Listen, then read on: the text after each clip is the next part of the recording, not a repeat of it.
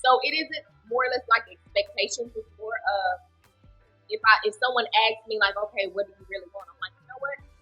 Just give me the middle at the beginning, and I want the end to never come. Meaning, I want to know the real you. And I understand, like as you stated before, with change and things happening, but still, it doesn't. Your core you is still you. A lot of things happen to a lot of people, but your true core integrity of who you are is still you. Just give me that with no flamboyancy, with no highlights, with no like, don't try to woo me. You can feel that. Yeah. You can feel that more than Yeah. you know. Yeah.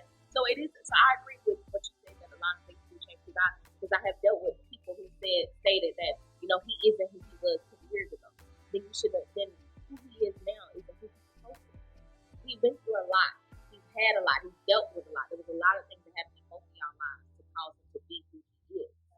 But the core of integrity of who he's supposed to be, if you weren't just completely rose glass or completely shaded to what he really was, because he did whatever he could to have you and grab you and did all this extra stuff that's not really him. Right. He did. I'm like, if this isn't who you really are, then don't do it. Because I don't want to expect it 10 years later. If you're not the flower-getting man, don't give me flowers and explain like, hey, I don't do flowers. Oh, what if he intentionally wanted to buy you flowers? Then that means intentionally 10 years later you don't have to do it on the regular. But if you intentionally say this is who I am, because it's core you, that's part of who you are. Like my stepfather is a 70-something-year-old man, and I get mad when he want to open my car doors because I walk faster than him, and I'm like, I understand this is what you do.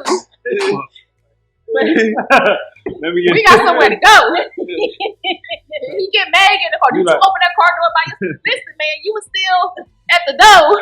And I'm like, and it was raining, and I understand, he'll try to walk with the Elmer, and this is my stepdad walking me to my car. And I'm like, and I'm taller than him by like 3 or 4 inches, so my steps are bigger. So I'm like, it's like we're married going down to the car. And I'm like, you could have been there by now. I'm always late. Yeah. But that's his core. Yeah. That's he did that from the beginning, and he stayed doing that up until the day he died. That's a core part of him.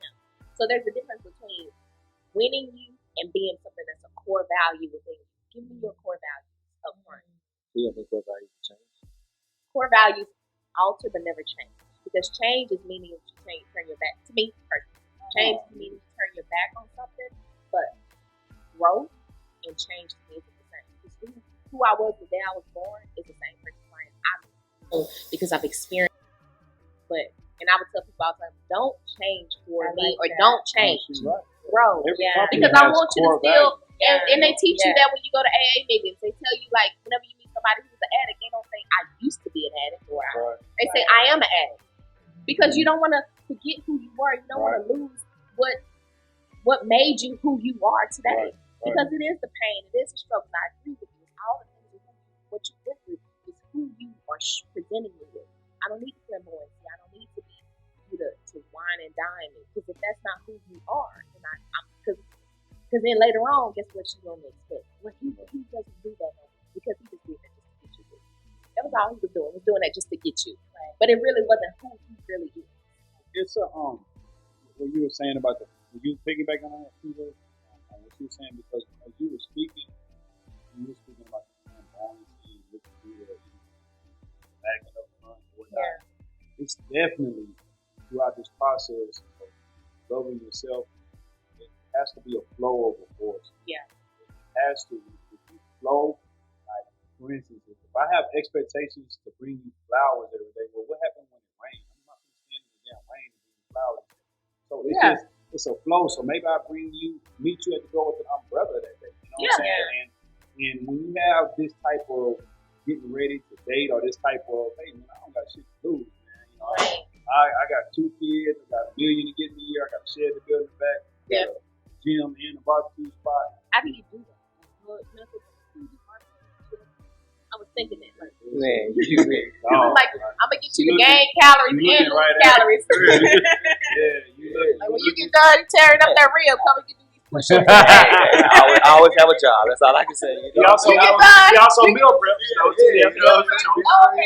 Wow, like when you get done, putting them ribs, mashed potatoes. Yeah, he has. I respect Yeah, that. special where you don't really package. Yeah. A certain amount of sessions and you up for the month for a certain amount. Wow. Yeah, so I One said, stop work, shop. Like, Yeah, okay, what kind of stuff work? I always have a job. yeah. So what I was saying, right there, that's a flow type of thing. Yeah, We just flowed into promoting the business, all line our business, right? But when you are getting back to the question, preparing yourself for the next chapter of your life, I always think back on TLC. She is big on her long time. Oh, I love it. She was like, hey, I'm still single again and I'm happy as fuck, right? Well, love it. That and you'll make that's an affirmation you put out there, that's an energy you put out there, and that's attaching yourself to no person, no thing, no money. Yes. And that's where the most organic situations flow into. Yep.